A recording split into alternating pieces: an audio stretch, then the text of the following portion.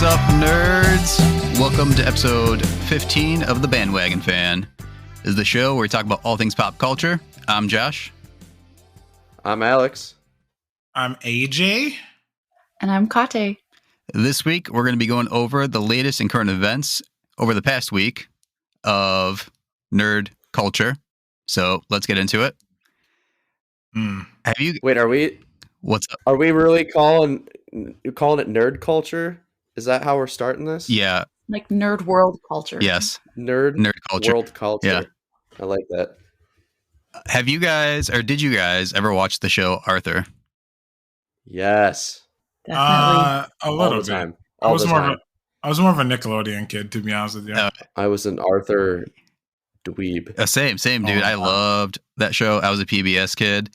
Are you all aware that Arthur finally ended?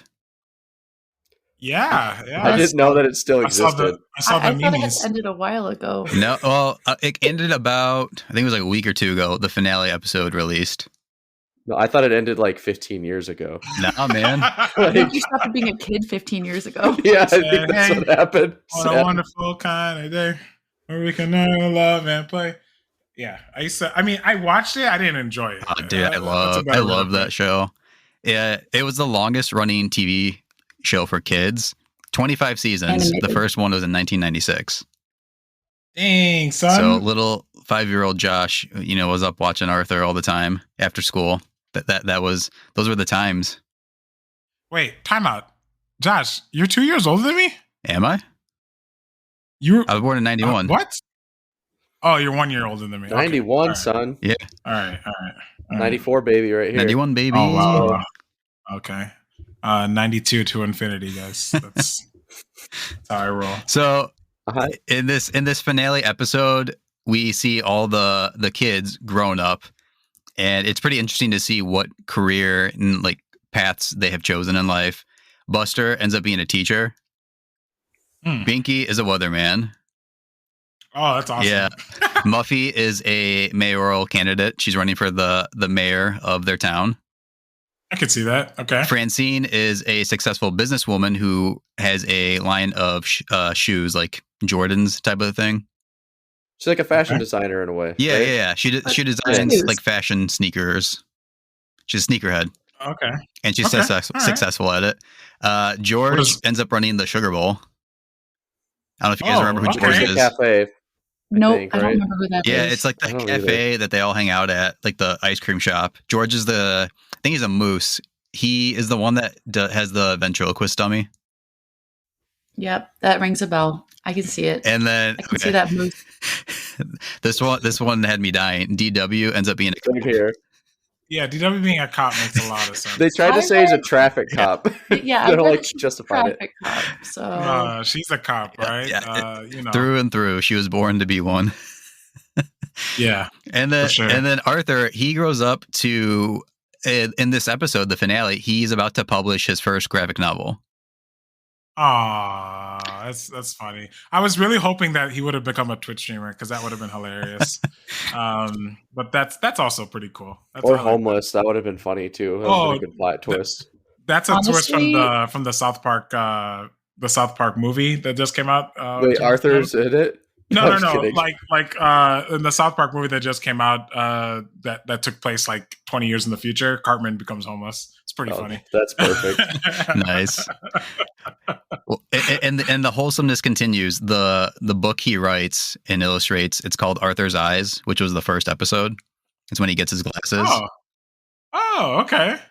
Oh, okay. It comes full That's circle. kind of cute. Yeah. But in a wait, strange there's way. more.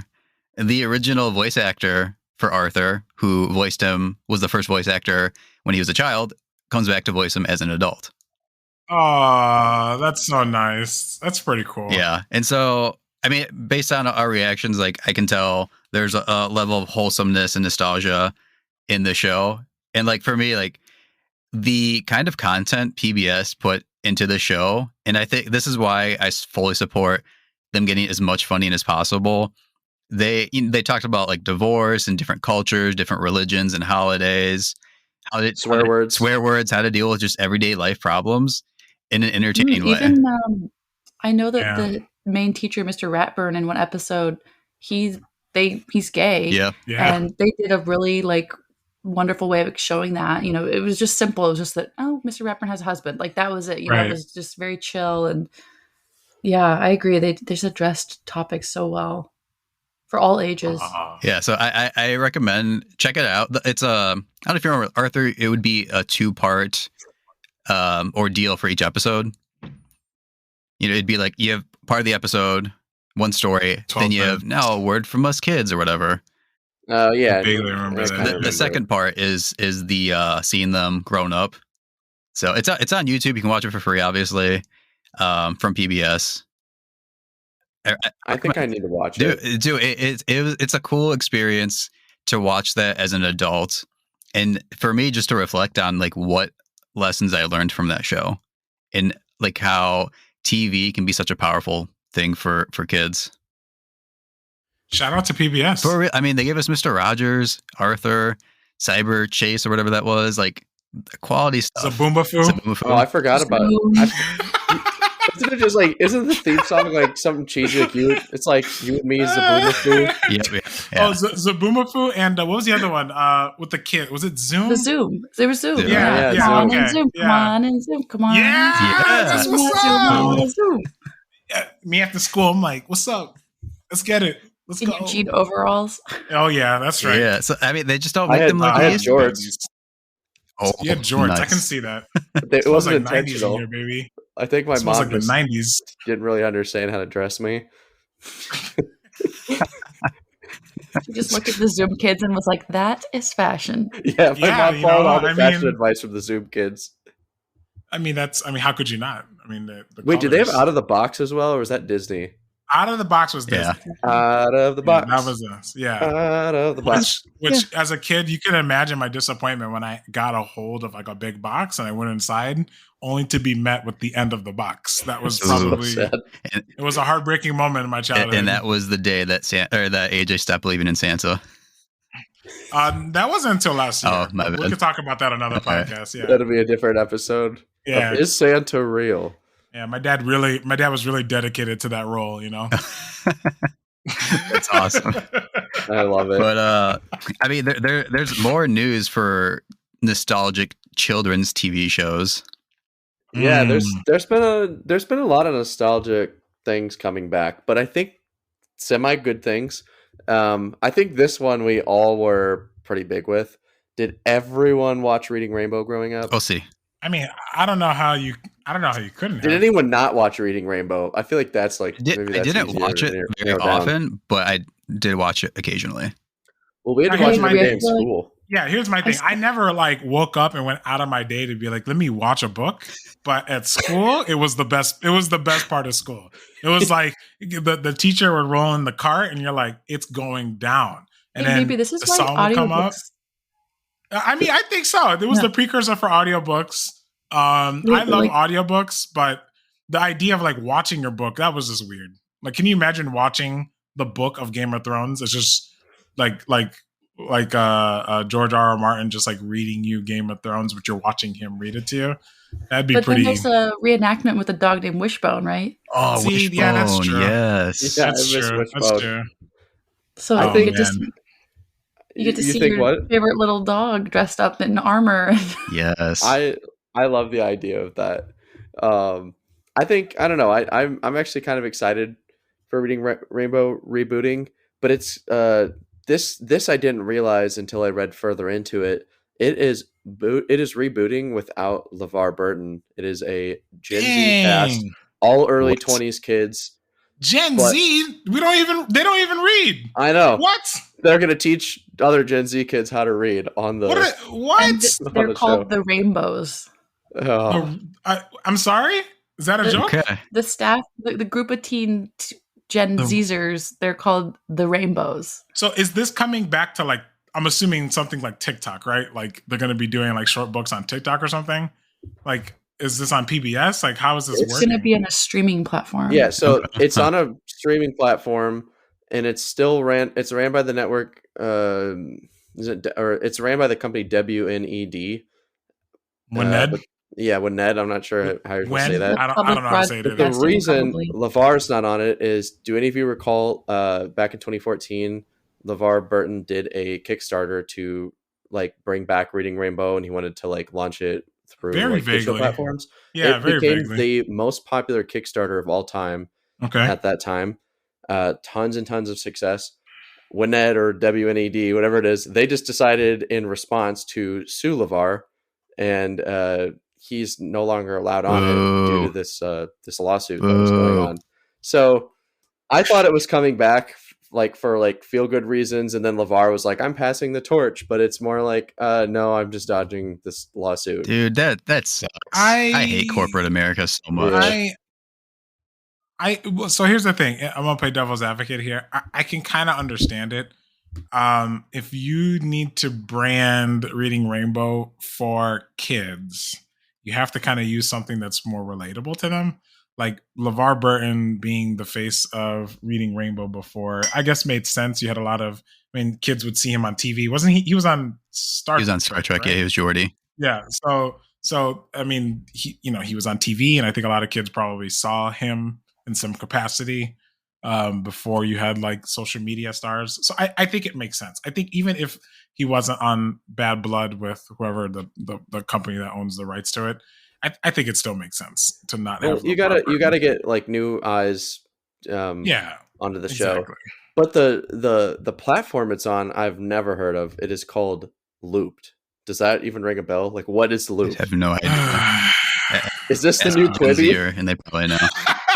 Quibi just it's the people from Quibi. 5-year-olds. Yeah, I mean, I'm sure, but that's another conversation for another day. That we live in an era of the streaming wars, and it's wars that people have no business of getting into. Wait, can I read to you what they this is like the sentence that describes what they think they are. Looped is the ultimate virtual venue for interactive live streaming and virtual video call meet and greet experiences. Okay. So we'll see. So YouTube with live streaming? I guess we'll see what happens. Hey man, anything's possible. I never thought Musical.ly would turn to TikTok, but here we are. Yeah, so. I agree. Like, it's a smart business move. I guess it just leaves a bad taste in my mouth considering the lawsuit like situation. Yeah, that's what bugs me. I don't have an issue with them having like a new cast. You need to do that. We've talked about this before. Like, if a business or an industry wants to survive, you need to adapt your business model to entice new customers. And like we talked about with comic books, like with the whole Jonathan Kent and how he's very much a Gen Z type of character. Writer. This is a smart move. Hopefully they can, figure things out, water on the bridge, maybe have him do a guest appearance or something. But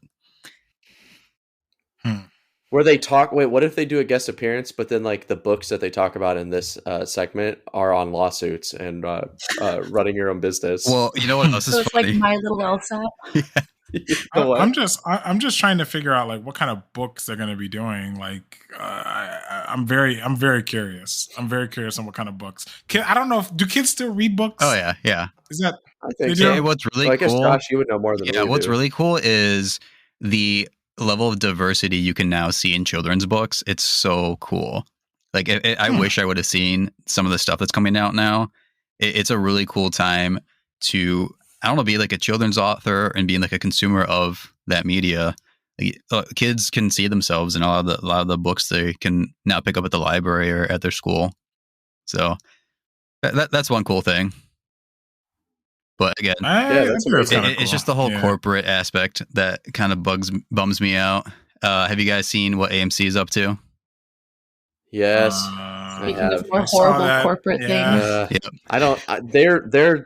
You could go into it. It's like they're claiming it's a good thing, but I don't. Yeah. For those who are unaware, the CEO of AMC recently told his investors. So this guy's name is Adam Aron. So if you want to be mad, now you know his name. He informed investors of variable pricing coming to theaters, and this is expected to start with the Batman. This type of pricing isn't seen a whole lot in the US, but it is used in Europe. I honestly don't know much about it, but basically what it is the demand for a certain film will determine the pricing. So a movie like the Batman, though, they could upcharge to match the amount of people who want to go see it. I'm curious, have you guys experienced or seen anything like this? I haven't yet, but I feel like with me in LA and Kate in New York, like the odds are one of us is going to see this in a theater at some point. But I also like, I feel like even if they're doing the variable prices in LA, like they could possibly only be trying it at like 1 or 2 theaters, temporarily. I don't think so. If AMD does something, AMC does something, I think they're just gonna make it a change. If you guys remember, before the Reddit stonks situation that happened during the peak of COVID, the company was trending. I mean, they were close to like bankruptcy, if I remember. Not bankruptcy, but their company was definitely trending down. I think at some point they were trading at like something like maybe $3 or $4 a share or something like that. So this reeks of relevancy to me. This looks like something that they are doing to try to maintain their stock price. I think it's a horrible idea. I think it's a profoundly tone deaf thing to do when you are now competing with the most difficult competition a theater has to compete with, my home. You know what I mean? With streaming services, I mean, give AMC credit. They have bullied these other streaming services between forcing entire studios to not be able to show their movies in the theater or some of the other things that they've done. I've always said that I have a big suspicion that the Scarlett Johansson lawsuit, I have a big suspicion that it was either fueled or funded by AMC or some other big movie chain. And we could talk about another time. That's my tinfoil hat conspiracy. I have a big reason. Somebody said, why don't you go through with this lawsuit? We'll pay for your legal fees. Because it worked, right? Now everyone's afraid to piss off their cast for now, and they don't want to release their movies on streaming or whatever. But I think there's no doubt about it. It is so much more comfortable to watch releases day one in your home than it is to go into a theater. And I think what makes this even more difficult is I have no problem paying more money if I'm getting a better service in return. And unfortunately, we don't see enough companies do that anymore. They want more money with the same service. And so, I personally hate going to AMC theaters. I will rather more than gladly pay more money to watch at a cleaner, nicer theater just because it makes my movie experience so much better. I don't know. AMCs are pretty nice in LA. And I actually just confirmed. So the AMC 7 in Santa Monica, which is like one of the nicest AMCs in LA. Okay. I just looked. So for the Batman, it actually is $1 to $2 more compared to seeing the movie Dog, which also just released and I don't think is gaining much traction. Mm-hmm. I clicked the exact same movie times and they are already doing the variable pricing. It is more expensive to see Batman. So, but my point basically is that that's one theater out of hundreds across the country, right? So eventually they will try to implement this model around all their theater chains. Like you don't make a chain just to see if it works. You make the change to make money. And so if they see if that works in Santa Monica, they're going to apply it to where they feel fit, and that affects a lot of people, right? Well, I don't understand it too well though, because like there's a theater closer to me called the Landmark, and I think it's actually a nicer theater. Landmark and like regular pricing, it's cheaper, but like I'm going to see it on Tuesday for $7. Right. And like I just looked, like they're pricing $7 on Tuesdays, no matter what. But like you're saying, if it does take off with AMC, maybe years down the road, Landmark could jump in and do the same thing. That's another reality. I think the other reality too is that you live in Los Angeles, Kate lives in New York, Josh lives in the Chicagoland area. These are the three places that have probably the most concentrated amount of theaters. You know what I mean?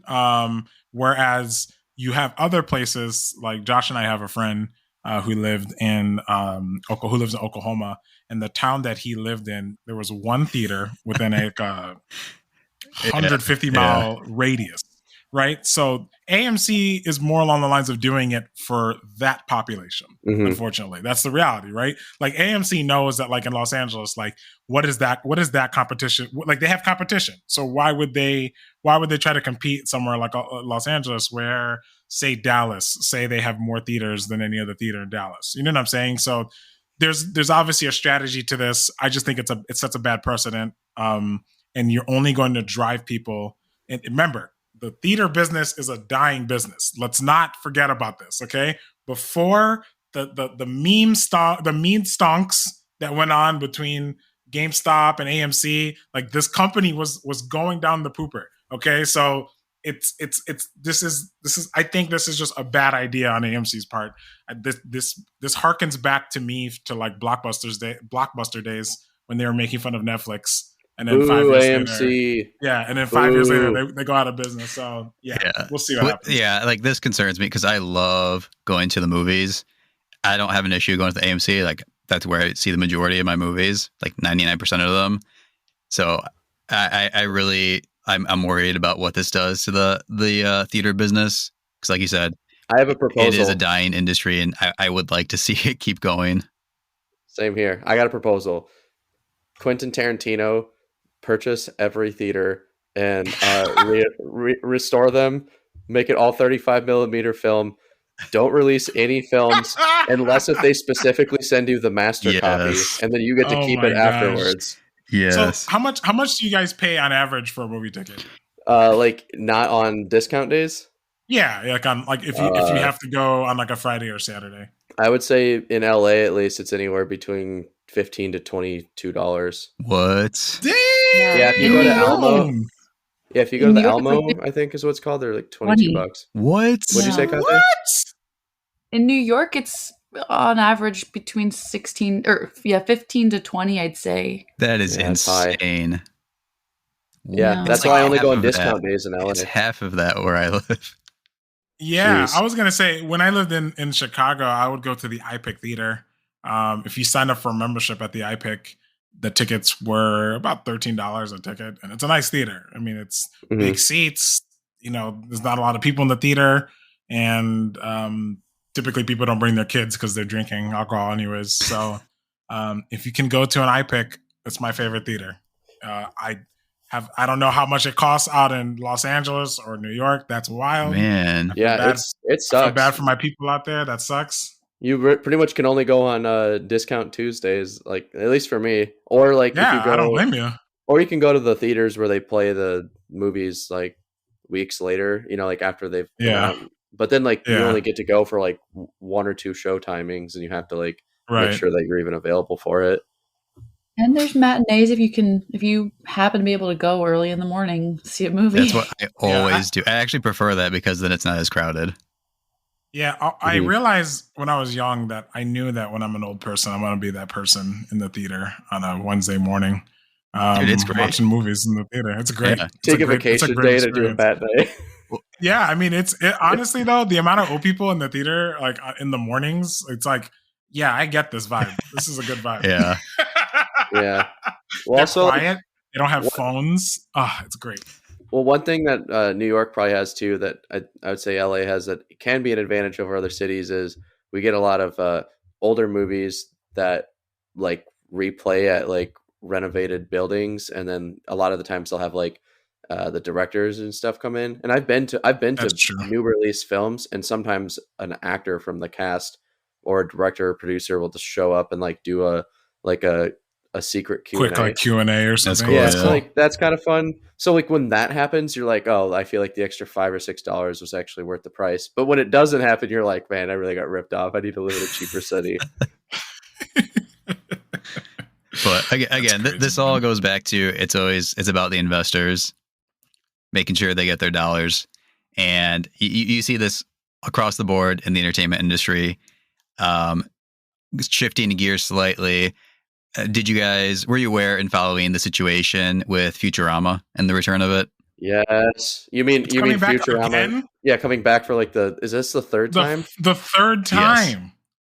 Holy cow. Like I love Futurama, but I love like seasons 1 through like 4, and then everything else is like very questionable. The Viacom Comedy Central Futurama was probably the lowest point for Futurama. I couldn't even finish opinion. it. And It was love it. pretty. In my opinion, this is just like hot take, but I think Matt Groening has lost it. I don't think. I think his comedy chops are a little bit stale. I really tried to watch Enchantment. Disenchantment. Or Disenchantment. I try so hard to watch that show and I want to like it, but it's just so not interesting. I'm the same. I can only get through like season 1. It is just so uninteresting and like it makes me feel bad because it's very capable. And I don't mean to get on a tangent, but it's just not interesting. So I don't know. It's been a while since he's made something that made me go, oh, that's fun. But Futurama season 49 or whatever, Josh, let's hear it. Yeah, so Futurama is planned to return to Hulu next year, 2023. Oh, Disney. Yeah, the Disney overlords, of course. So does that mean that they get all of Futurama, or are they only showing like the new Futurama? That's actually a good question. I don't know. That's a very good question. I don't know how that works. The take I was focused on was the voice actor of Bender, John DiMaggio. He initially was not the only, but one of the only major cast members not returning.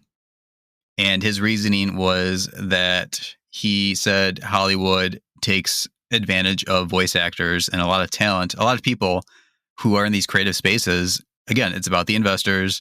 So, if you're a voice actor, an animator, you're going to get screwed over a lot. And he said he wasn't going to return because he didn't feel right. That there needs to be something figured out to fix the situation of people not getting paid what they're worth.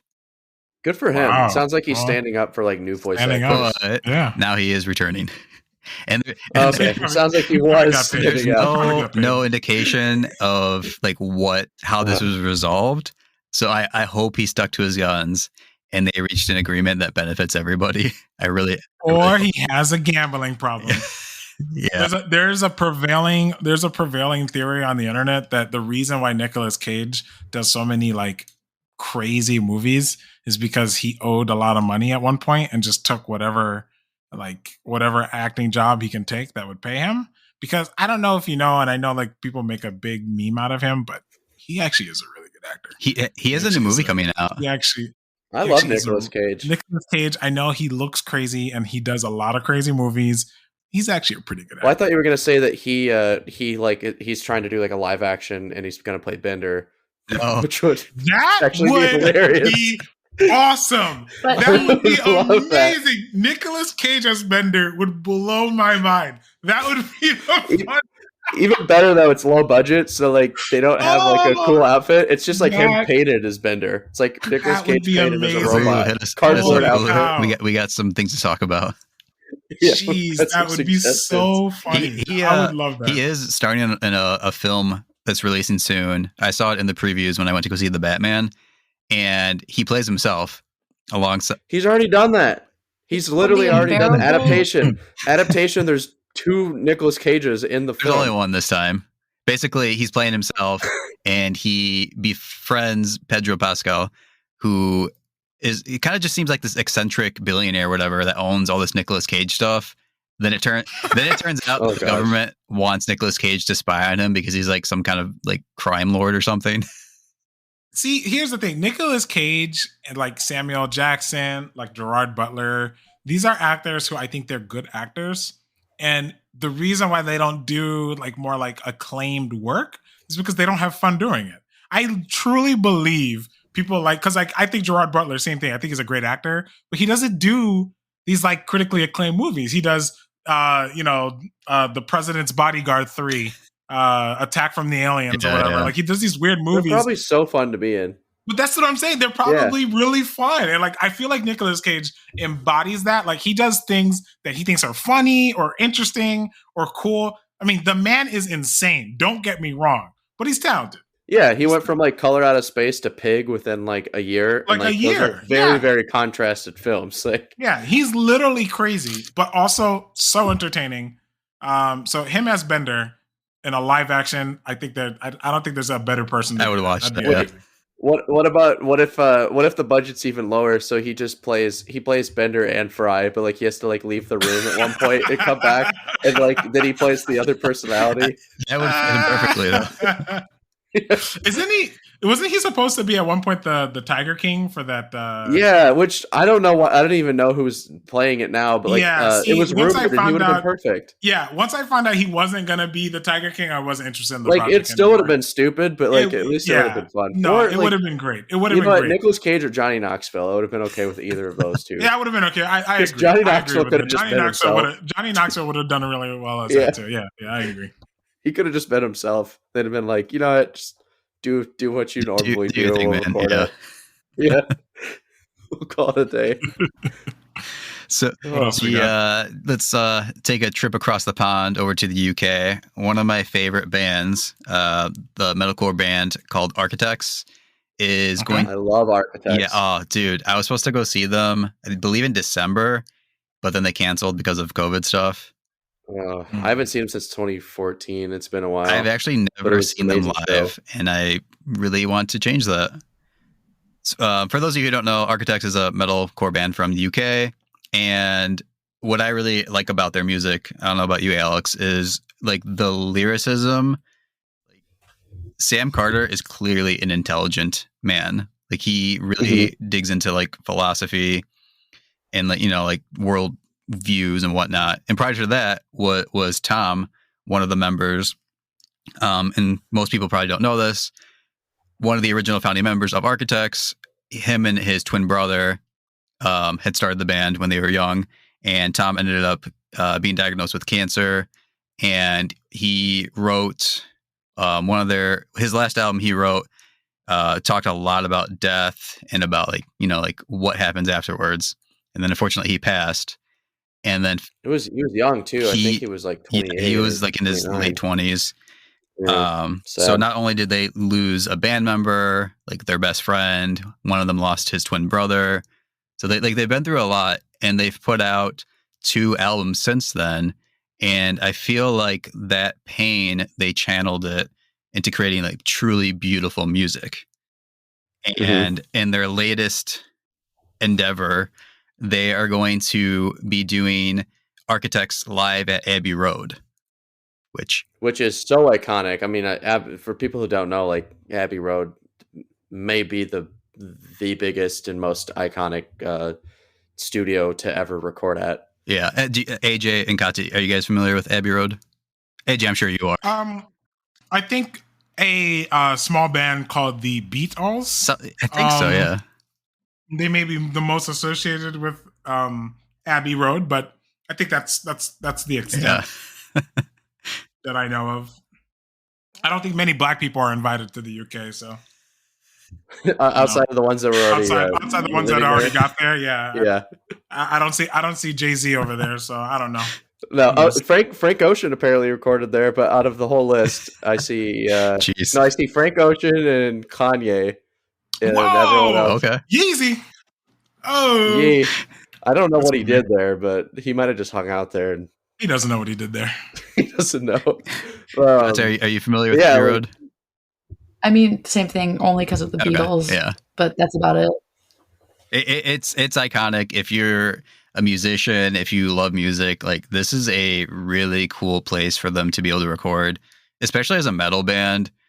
Especially as a metalcore band, like there's not many metal bands that play here or rock bands. I mean, like hard rock bands, right? That I recall, right? And like their sound, that kind of music probably has never been heard before in Abbey Road. I would venture to guess, but I could be wrong. But anyways, it's live at Abbey Road, and it is going to be the songs from their 9th studio album, For Those That Wish to Exist, which came out last February. And what's really cool about this is it's going to be with an orchestra called the Parallax Orchestra. And this orchestra has worked with people like Eminem, Bring Me the Horizon, Alter Bridge. And so it's like a really cool collection of orchestral musicians who have worked with some really incredible artists. So I have a question. Yes. I have a question real quick. So isn't Abbey Road a studio? Yes. Mm-hmm. Okay, so they're going to be doing this event live in a studio. Are people like going to be there, or is okay. it something that's going to be It's like the whole band and then the orchestra, because they already released one song. They recorded it there. It was like a live recording. Okay. Yeah, I guess I should have clarified that. Okay, that's what I was a little confused Hypothetically, it's already maybe out in the interwebs, and you can hypothetically listen to it. Borrow it. If you hypothetically borrow hypothetically, it's maybe on YouTube, and maybe possibly I've heard it. And if I had heard it, I would say that I probably really enjoyed it and cannot wait for it to show up on streaming platforms. But either way, they have one song. Yeah, I think actually out in real life, and it's dude, it sounds so good. It's great. Yeah. Like it's cool. It's cool hearing his screams like edited with like trumpets and violins. Yes, and I don't feel like any instrument like overpowers one another, and like I feel like he isn't. I feel like the challenge I get a lot with like metal bands is sometimes like when like the vocalist is really good at screaming, that tends to just like be louder than everything else, and they don't let any of the other like sounds like come through. Yeah. And like everything just felt mixed really well. I could tell that like it looked like it was a challenge for the band, but it was like it's really beautiful. Cool. It's like a uncommon word for metalcore for some people. Their music is beautiful. It lends so well to an orchestral arrangement. And like I said, the lyricism behind it, like after Tom's passing, I'm not sure exactly who has picked up the lyric writing, because the guy who passed away, he did the music arrangements, he wrote the lyrics, like he did everything for that band. So it's really cool to see them continue to grow and even get bigger since his passing. I think they always dedicate songs and concerts to him. So I think this again is another thing done in his memory to continue pushing the band forward. Are they British? Yep. They're British, and they're all vegan. They're vegan too. Fun fact. Most of they're hardcore. So hardcore. Straight edge. I was gonna say that what this reminds me of is how much I miss MTV Unplugged. Dude, yeah. Yes. Which Alice in Chains Unplugged. As a second sidetrack, I just realized how old I was the other day and talking to a friend. I was explaining to them MTV shows, and they had no idea what I was talking about. She had no idea that MTV used to show music videos. Man. Oh God. And I went home and stared into the night, really depressed, thinking about how I got here. A little bit. There was one. Did you cry and listen to Nirvana Unplugged specifically? One of the best unplugs ever. That's one of the best unplugs. One of the best unplugs ever. Yeah. So what Josh is describing makes me miss that. It was always really cool seeing like me, and I know I always make a joke about this, but seriously, as a Black person, not being exposed to other types of music that I'm not interested in, it's always cool to see these other bands in this, like, I guess, like in a different setting, right? It's one of the reasons gives you a chance to listen to them, to listen to a band you maybe wouldn't have listened to before. Yeah, exactly. Mm-hmm. It's one of the reasons why I love NPR's Tiny Desk, dude. Yes, because it has that vibe, mm-hmm. and I get to listen to bands and artists that I would probably never know about, right? Because like I'm not a fan of metalcore, so I would never know who like the architects are unless I would see them in that kind of like setting. You know what I mean? Yeah. And side note with Tiny Desk, you need and everyone else, you need to check out Tiny Desk of the band Idols. They're like a really heavy band from Europe, and this one, they just look ridiculous because they're in like the tiny room. The singer, the drummer is just like shirtless, and I think he's playing with like xylophones and like like bongo drums and stuff. And they look like kids like at the park, but they're like doing this weird like heavy music that's like stripped down. That's what I love. Hilarious. I love that stuff. I'll check that one out. It's cool, I think it's like such an intimate take, and like you can. I understand like production and like cleaning up a sound is part of the art form. But it also is really cool just to hear it at its like bare bones presentation. Bare bones. But we're old. AJ, did you go home and cry and count your Pokemon cards? Oh man! Speaking of Pokemon, by the way, so I think did I rate Pokemon Legend of Aquarius on here? I don't remember. I don't think so. Okay, it was. I gave it a 6. It was cool. It like fulfills my dream of like being able to like run around and actually catch Pokemon that are just chilling. It did like so much with like making. You guys remember when Pokemon Go was big and like we all thought we could finally become Pokemon trainers. I'm unfortunately still on the Pokemon Go train. Okay, I have not quit. It does a really, really good job of capturing that feeling of like literally hiding in the bushes and assaulting an animal with a rock. It's awesome. Well, it's true. What you've always wanted to do. By the way, as a side animals note, were harmed in this recording of this podcast. But as a side note, though, real talk, one of my favorite TikToks is this guy who describes how he would prepare different Pokemon to eat. It is hilarious. It is hilarious. We're getting blacklisted by Nintendo and Game Freak. I don't care. It's one of my favorite things, especially. I said Nintendo. I don't know what you thought I said. Yeah, it's one of my favorite TikTok accounts. He just like names different Pokemon, how you would prepare them. Like for example, he's like Farfetch'd already comes with his own leek, so I would prepare Duck L'Orange with that is amazing, but also really dark. Amazing. Anyways, Snorlax would probably have the best meat. Oh, he actually brings that up. Yeah, he would use Snorlax's fat as lard. He thinks it all out. I think he's a real chef. So, okay. Anyways, besides the point, Pokemon recently Pokemon Legend Aquarius came out, I think, the beginning of February, and then I'm still getting ads for it. Yeah, and they just announced another Pokemon game. It uses the same. Well, it's using the same engine. So Legend of Aquarius used this new engine of it's like open world. Like I said, you can hide in the bush and attack whatever Pokemon at your leisure. You said assault. Now you're changing the word. I mean, it is assault though. Like you are throwing items at a harmless animal and enslaving it. Yes, and capturing them. Wait, don't they try to convince in the new Pokemon that you're not enslaving them? Don't they try to like get around that? Wait, and that's a fundamental issue for me for Pokemon because they technically don't have free will once you put them in the Pokeball. Well, I think they try to claim that that they have the choice to go into the ball, but I'm like, either way, you're still throwing stuff at them. But that's the problem, right? That's like saying, I kidnapped somebody, but they didn't leave, so they must be cool with it. Like they didn't try hard enough. Like that's not the mentality. A big Pokemon mechanic is making sure you fight and assault the Pokemon to the point of submission. So look, I love the game. I play it all the time. It's just a weird concept that you just like walk around. Like, can you imagine like doing that like with your dog and being like, all right, well, you're mine now because I hit you enough. Like that's weird. You know what I mean? And then making your dog fight other dogs. And then making your dog fight other dogs. All I'm saying is we gave a lot of flack to Michael Vick, but then we have Pokemon being the number one game in the world. That's all I'm trying to say. Wait, what if there's a DLC download? DLC, no. But you could play as Michael Vick. As Michael, it would make sense because in this context, and you get super speed because you could run fast, right? But they just call them trainers. See, that's a lesson, boys and girls, on how gentrification works. Like when you give fancy names to things, it doesn't sound as bad as anymore. Anyways, Pokemon is announcing Pokemon Scarlet and Violet. I'm really gassed for this. It looks really cool. I don't know what gassed means. Does that mean you're excited? I can't tell if it's negative or positive.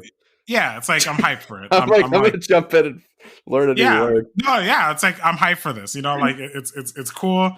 The aesthetic, like the theme, is like this steampunk like Spanish like aesthetic to it. So it like in the trailer, it's almost like almost like a 1400s, 1500 like Spanish Inquisition vibe with like steampunk elements put into it. It's really cool. It's really cool. Burned at the stake, then? Yeah. So the thing with Pokemon is that every newer Pokemon game, I think since the DS, I want to say one of the DS titles, they tried to like theme it based on like a real region. Specifically with Pokemon. Yeah, with Pokemon. Sword and Shield was like supposed to be England, I think. England, yeah. Sword and Shield was like England. I cannot remember the one before X and Y. Was it X and Y? X and Y, I think, was like based on like tropical islands, like Hawaii. Oh no, it was the one after X and Y. Now I can't think of the name. X and Y, I can't think of the name either. Sun and Moon. Yeah. You're right. Sun and Moon. Sun and Moon is like, it's like the theme of it was like tropical, so you had like a lot of like like just multicolor type Pokemon. They really, so like this past game, Pokemon Legend of Aquarius, was like really like inspired by like feudal Japan type of like aesthetic where it takes like place in the ninjas. past. So like, you know, you're wearing like samurai. a full samurai, Yeah, like that's very pretty cool. like yeah. And what's even cooler about that is that they give all these Pokemon what they call regional forms now, and the regional forms are very inspired by the literal region that they are in. So as like an example off the top of my head, there's a fish Pokemon in Legends of Aquarius that's like really artistically inspired by like there's like old school like Japanese like dragons type That things. is really Like a cool. koi fish? Yeah, it's really cool. You know what I mean? So so like aesthetically, Legends of Aquarius was like really cool to see and stuff like that. So When I'm do we really, get Pokemon Brooklyn edition? I mean, that would be okay. You joke about that, but recently Nintendo took down a game from Steam where somebody took all the Pokemon assets and then they basically like made it so you could like actually like shoot the Pokemon with like an actual gun. Yeah. The GTA. That would be like Bronx Pokemon, not Brooklyn Pokemon. Yeah, that's true. As messed up as it was actually really, really funny. There's actually a game coming out that's like heavily Pokemon inspired that kind of like jokes on like the jokes I made about Pokemon, that like you catch Pokemon and you enslave them and you make them like build weapons for you. We could talk about it another time, but it's actually very funny. I can't wait for that to come out. Yeah. I'm actually kind of excited this year for a lot of games. I have not played many games the past few years, and I think I just don't like to as much anymore. So like I'm very, very like patient for like if I'm going to play something, I'm going to wait and see for the right thing. And like I'll be honest, like of the recent games to come out, I think Elden Ring looks so awesome. It looks so good. I've watched so many videos. It's from Software. George R. Martin, the author of Game of Thrones, like did the backstory.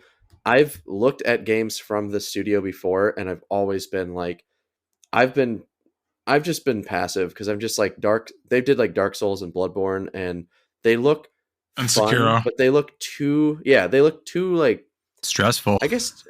Yeah, like not even challenging. They just don't look fun to me. And this is like the first game of theirs where I'm like, it looks like you took all the stress and figured out how to make it fun. Like I like the idea of like they make these boss battles that are super challenging, but they're like, you don't like it? Run away and go do your own thing and come back, or maybe don't ever come back. You know? I love the artwork of Elden Ring. It looks beautiful.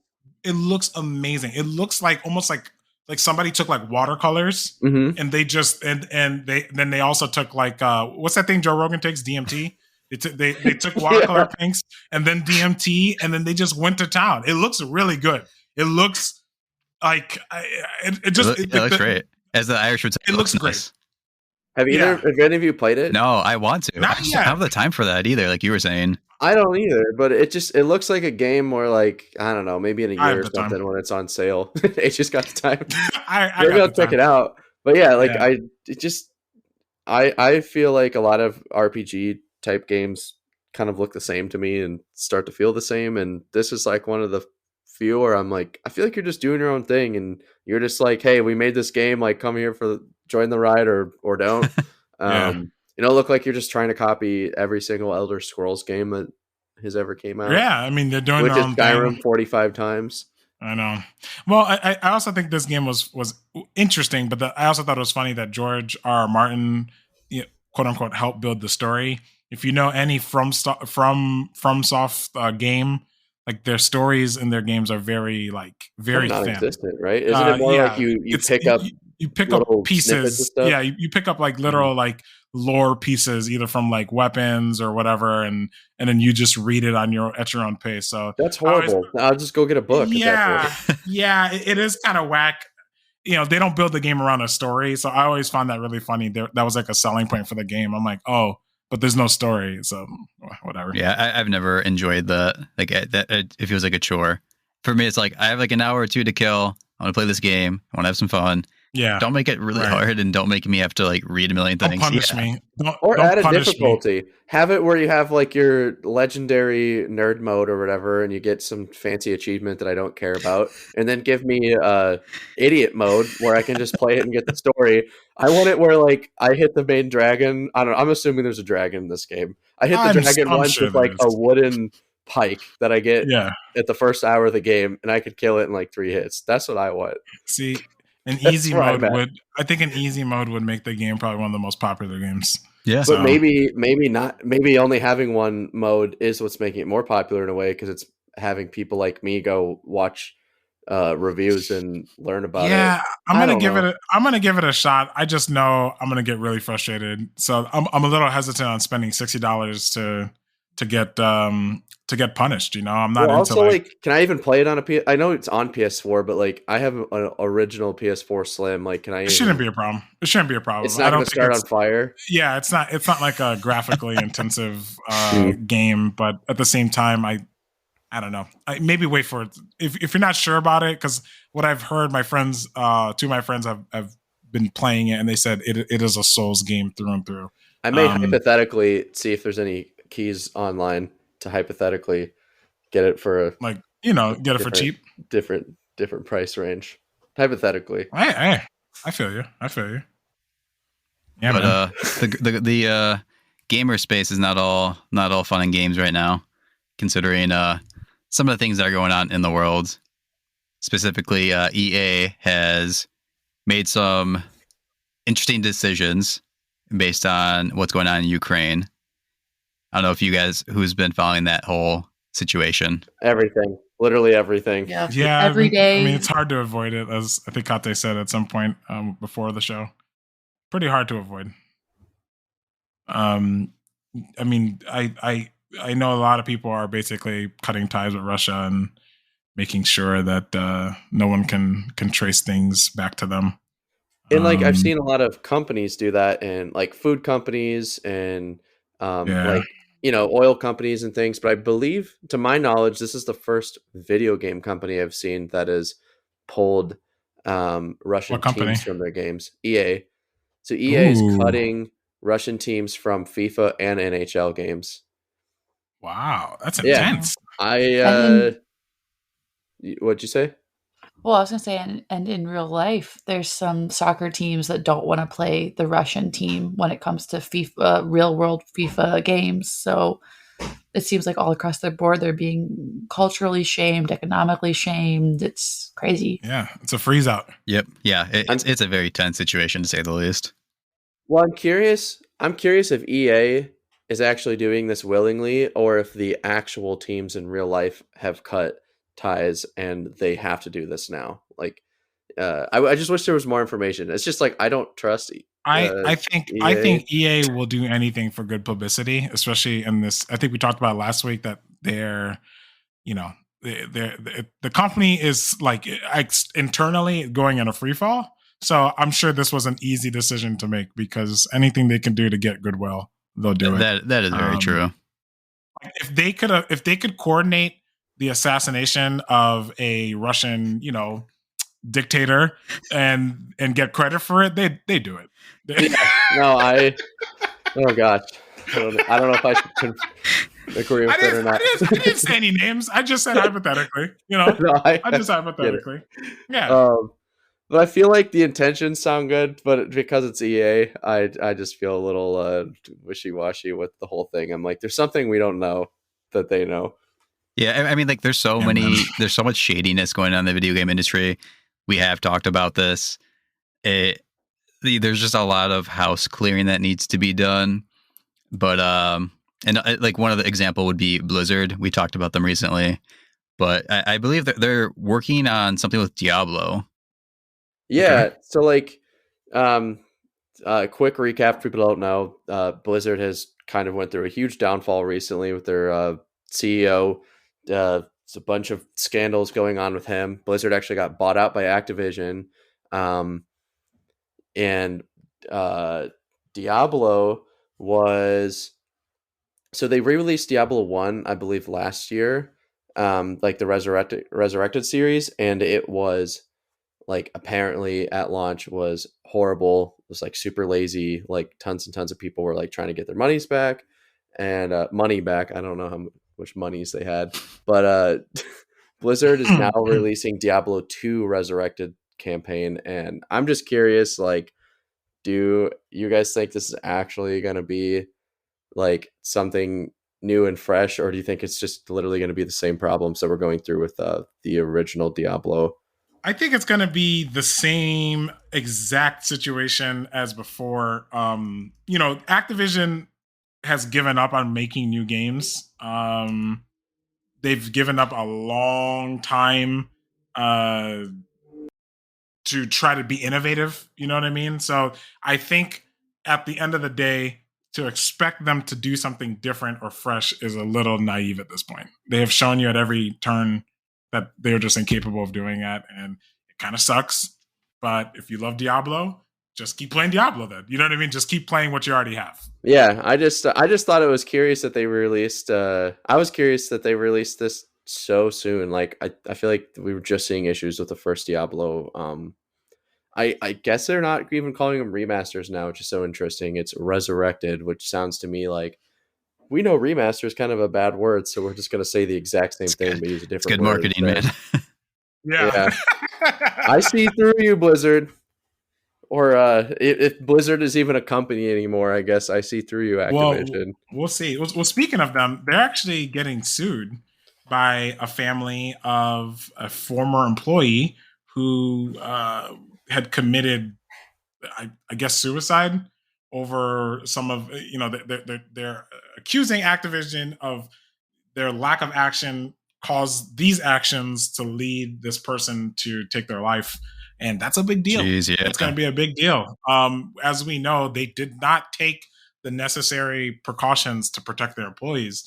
And, some people may not agree with, oh, well, why is that the company's fault? But for a lot of people, work is a lot of their life. And when if you are a boss or you have a boss, you do trust them with a lot of your, I guess you can say, mental health. So, it's pretty sad what's happening to Activision, to stay on Activision, because, we got to keep punching down. That's what we do on the Bad Wagon Fan.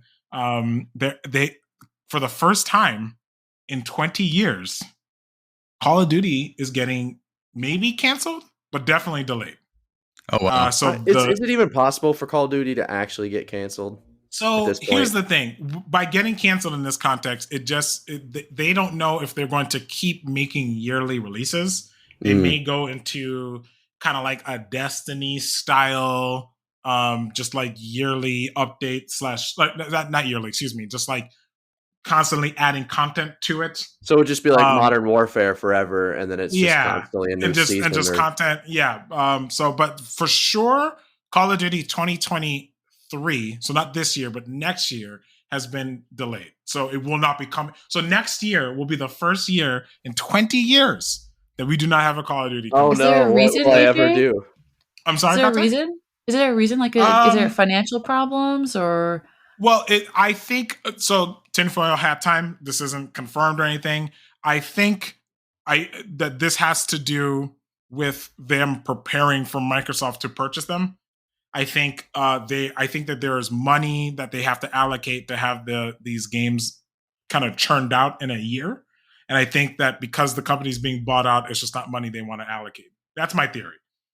Because Microsoft hasn't officially purchased them, so it would be coming out of Activision's dime. I think of it like, if a bulb went out in your apartment, but you're moving out, are you going to go buy a new bulb? I mean, you're leaving. It's the next person's problem, right? So I think it's that kind of logic. That's my tinfoil hat. That's not confirmed or anything like that. I just think that whoever, they are, all these people who are currently there and who have these shares, they're getting a buyout. So I think they're trying to preserve how much they get back. I do have a comment to AJ's tinfoil hat, though. Like, typically it's like a normal tinfoil looking hat, but this week it's actually in the shape of a cowboy hat. So yeah, this tinfoil hat is I've had it custom made because I put it on a lot. So it's a custom. Wear it outside. Like, he usually only wears it on the podcast. I mean, you live in Texas, so it could work.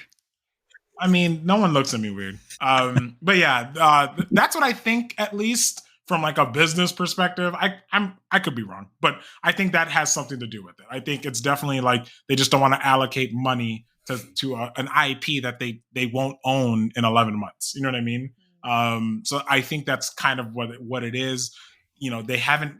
We talked about this before. Activision hasn't made anything new in a long time. The last new IP that they've made is Overwatch, and that came out like I It was think like over 2013 or something. yeah, like seven, Wow. 8 I didn't years ago. realize that. You know what I mean? So it's been a long time since they've made something fresh, something new. So I think this is kind of just, you know, senior year, the last 2 months of senior year, Yeah. you're checked out. I And mean, you're I just think the world Senioritis. should take a break from Call of Duty. I think the anyway. world could take a break. I think we all collectively as a society need a break from Call of Duty. I tried playing the Call of Duty from last year. Was it Black Ops 12? I don't even know anymore. Yeah. I don't even know. Cold War. I think that's what it was. I thought they were already on. Wasn't it already Cold War, like the original Black Ops? Yeah, You're about to enter I know. Cold War. I know. Yeah. Yeah, it's a little. It's hitting too close to home. But like, I played the last one, and I just remember like it's like stimulation overload. Like it's everything on my screen is trying to sell me something.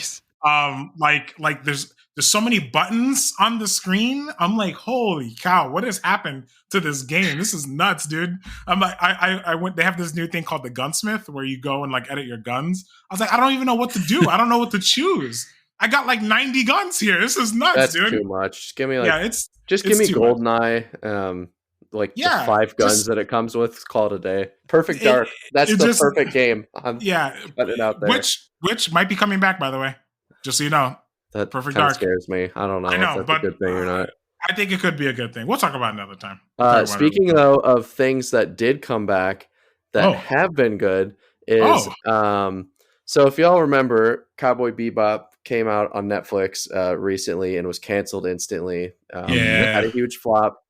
So the comic line was supposed to come out at the same time, and when the show got canceled, it got delayed by like months. Everyone was like discussing it, was kind of afraid. It's like, all right, this is going to be like the trash, like Netflix adaptation. The Cowboy Bebop comic release, they just released the second issue, is phenomenal. If you love like OG Cowboy Bebop, like this is exactly what it was. I was just like, why did Netflix not just like take this storyline and the people who wrote and did all the visuals for this and use it for the show?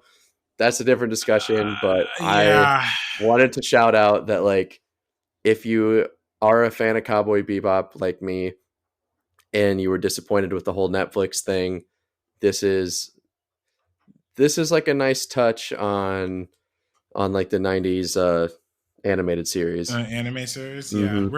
Yeah. I every time I hear about this, I keep thinking back to the fact that Leonardo DiCaprio wants to make an Akira remake, which is so weird. I guess it's one of his favorite like animes. And he's been trying forever to get it greenlit. But anime is very hard to make live action. It's very old anime. It shouldn't happen. It shouldn't. It really shouldn't, because it's like a lot of things. I think one of the major reasons is because it's from one culture, and then you have to literally translate it to another culture, and then it sometimes it's like dramatic and. I don't know. I don't know how that could ever work. But it works in comic form, you know, because like I feel like it should just stick with that. Like this is just a perfect example. Like there's still writers and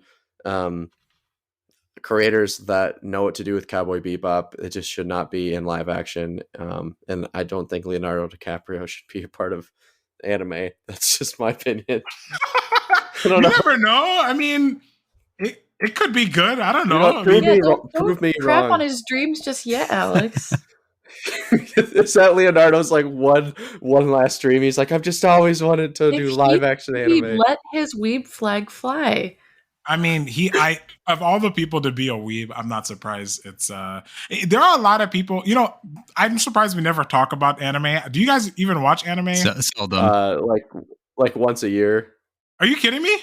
I think in high school. I don't. They were in high school. Oh, I don't watch much anime. I like it sometimes, but like the last thing I watched, I think was One Punch Man. One Punch. One Punch Man is a great anime. Yeah. I have been very invested in an anime I've been in and out of for a long time. One Piece. Oh, nice. Yeah. If One Piece is one of the greatest like anime to ever exist, I will stand by that statement. I will fight anybody on that statement.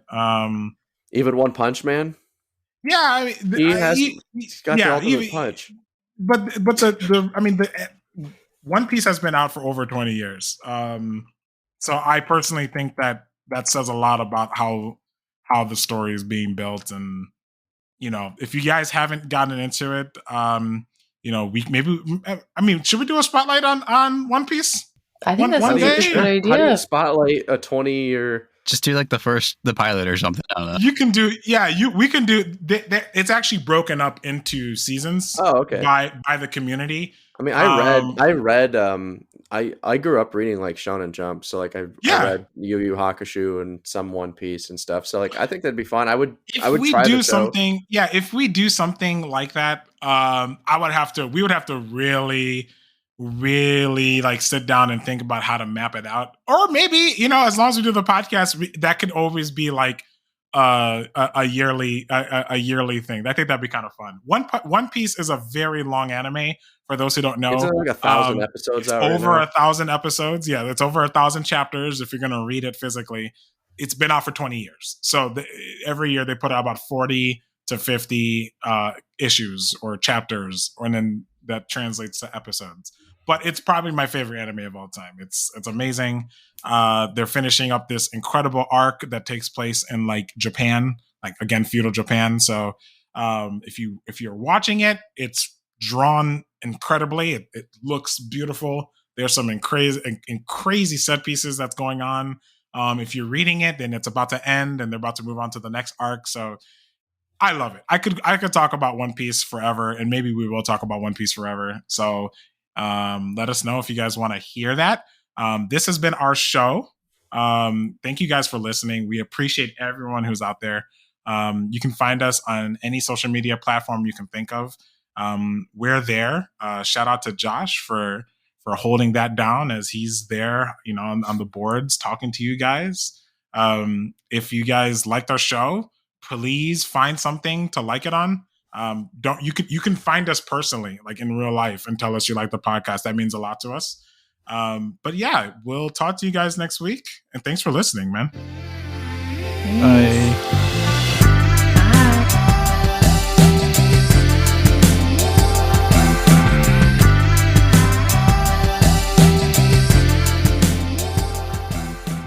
Bandwagon is hosted by Josh Jimenez, Alex Melgosa, and me, AJ Soy.